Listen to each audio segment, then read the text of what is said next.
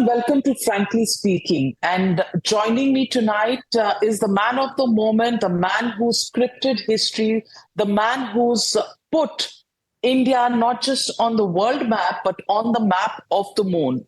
Dr. Somnath, ISRO Chief, joining me on Frankly Speaking. Many, many congratulations to you, Dr. Somnath, from the entire country, from a billion hearts that are beating today, because you've managed to put the Tiranga on the moon, something that this country has been waiting to see for such a long time. Thank you so much for your compliments, and I join all my countrymen. We are equally proud of being part of this great accomplishment, and thank you so much for your prayers and blessings.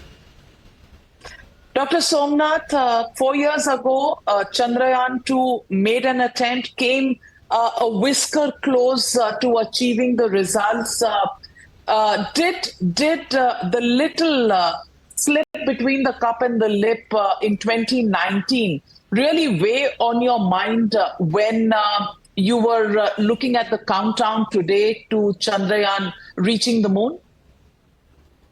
No, that part of the history of not accomplishing soft landing is long back over, and it's totally moved out of your mind. The whole worry immediately after that last time in 2019 was to understand why it went wrong, and that took to a very arduous path of simulating, testing to understand the real cause of the problem. Because as you know, the event happened on the moon and we couldn't collect back the debris, and we can't find out how it went wrong, and it can be reconstructed using various techniques of whatever data that we could gather, and we recreated it and found out the real reason behind the failure of soft landing. And it became evident that we need to make some modifications in this Chandrayaan-3, and that process went for next 1 year. What should be the modification, how we should accomplish it. And the remaining 2 years, we realized them and tested them through hundreds of such simulation tests. So it was a difficult journey and well understood through that process.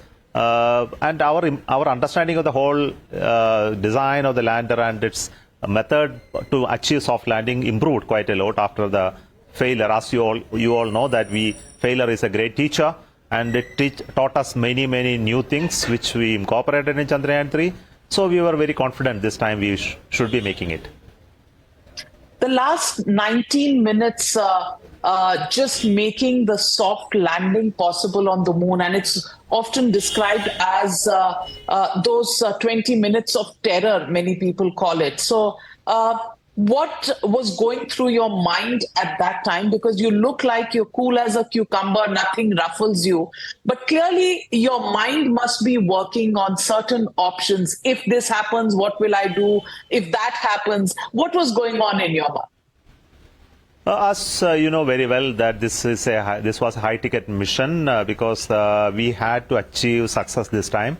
I know the nation won't pardon us if you make again a problem. After the last failure, we should have really achieved a success. That of course, that expectation was so much weighing on our shoulders.